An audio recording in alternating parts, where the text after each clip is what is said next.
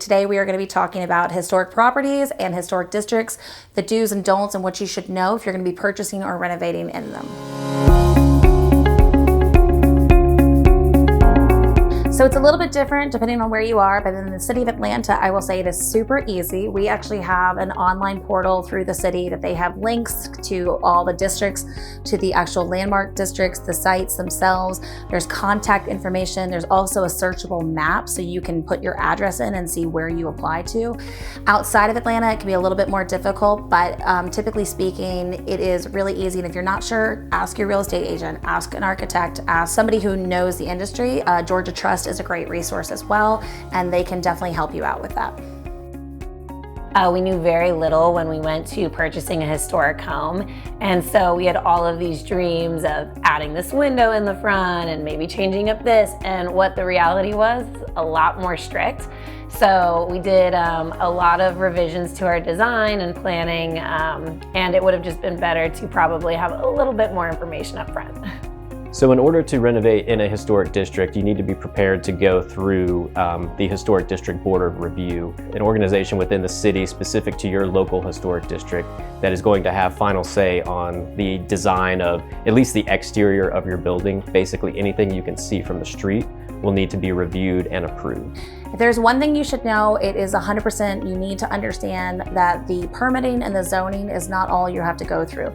You also need to understand that you're going to be working with historic preservation committees, or HPCs, and that is a very long and lengthy process. So you're not just making one person happy, you're having to make a whole slew of people happy, and it can be a really Herculean endeavor sometimes. So just be prepared and talk to the right people so that you know what you're jumping into. So for historic properties, I'm sure Sydney and Mike can attest to this, is that there's a lot of unknowns when you get into the process. What you can see when you walk into the home is often very different from what you see when you start pulling down drywall and hundreds of years of old beams. You're kind of correcting a lot of mistakes that were made over the last 100 years in your properties. Know the rules.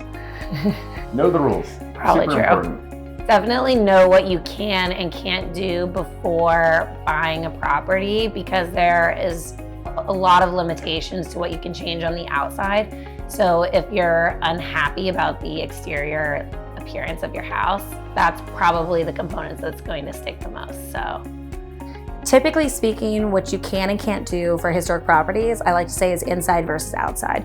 So when you're talking about the exterior or the facade, that's usually the area that the historical districts care most about. So we're talking things like your doors, your porches, your windows, your gables, anything that can impact the look of the neighborhood or the historical integrity of the neighborhood. Interior, the sky is kind of the limit. You can kind of go as crazy as you want unless there's something specific in terms of an easement that would transfer with the property. That is a little bit more unusual, and you would definitely find that out before you purchase on the home.